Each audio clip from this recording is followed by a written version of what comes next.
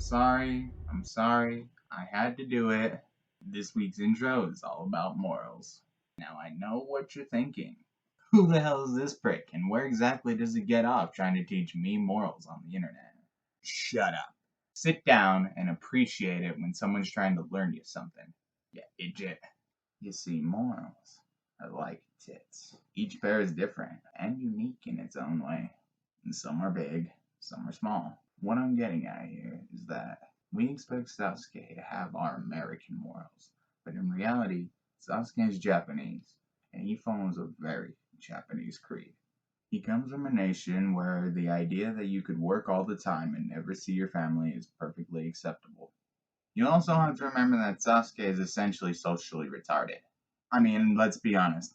It's not his fault that the closest thing he's ever had to family time involved killing his brother. Does this give him an excuse to never contact his family with his cell phone, though? Absolutely not. All I'm saying is that we should probably wait until we have all the facts to completely judge and ridicule him for being a deadbeat. But until then, quit your bitching. You're gonna play the joke out. Hi, I'm Retro. This is Retro Rips. And today. In a second. Where the fuck is my hat? We open with Sasuke literally taking a swing at Sarada's head. We know from the fact that he misses that he knows it's Sarada. Sasuke doesn't miss. Not with his Rinnegan activated anyway. Sarada, on the other hand, goes on a tirade about how Sasuke's never been there for her mother. If my dad left me for that long, I'd definitely be torn up about it. After a good 3 pages of calling Sasuke out on his bullshit, Sarada decides she's out, and I can't really blame her. But Naruto, being the wonderful Hokage that he is, of course isn't gonna let one of his villagers leave feeling like that. So he goes after her. Naruto tries to cheer her up by telling her that Sasuke is the greatest ninja ever, but honestly, Naruto, I don't think Sarada gives 2 fucks about ninjas. You do realize she had a graduation to get to today, right? There's also a brief chat between Shizune and Sakura, but I don't really think it's that important. It basically just reiterates that Sakura's coming to kick Sarada's ass. What, you thought you could just leave your mom alone in the hospital and she wouldn't come running? Kids. So ignorant. So blissful. She would have literally come chopping down mountains looking for you. Even though I like to give Sakura a lot of flack, even I have to admit, out of Sarada's 2 parents, Sakura's by far the better. She comes running at the tip of a hat as soon as she finds out that Sarada's gone missing. She truly is a mom on a mission. We learn that the reason Sasuke's been away for so long is basically that he's been following after the remnants of everything Kaguya left behind. She was building a white Zetsu army for something, and he wants to know what. Also, the fact that a bunch of weak-ass Zetsu managed to get the drop on the entire shinobi world, probably not the shinobi world's finest hour.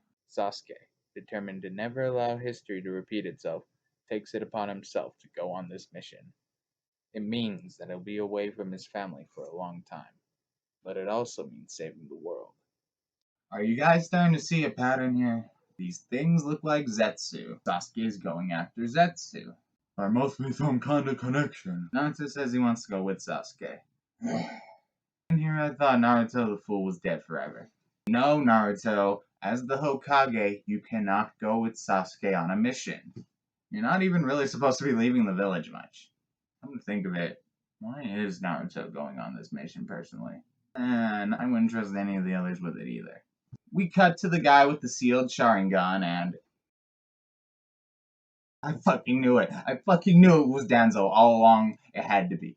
It had to be. I knew, Kishi, that you wouldn't just abandon that plot point. Everyone said you were a failure. I had faith. Deliver upon us, Kishi. What has Danzo come to do?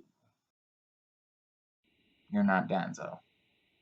You're not Danzo at all, are you?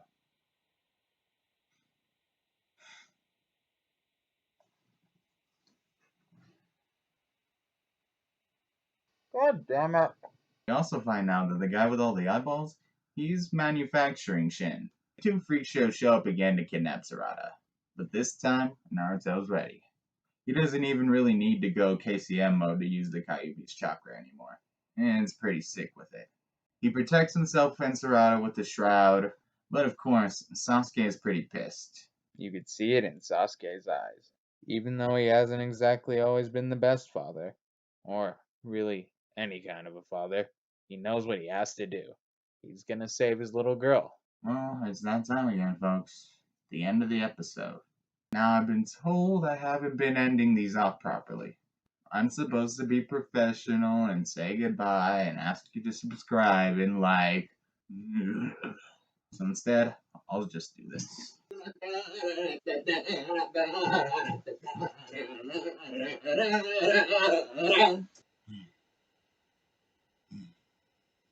You see, things, little man, you dance.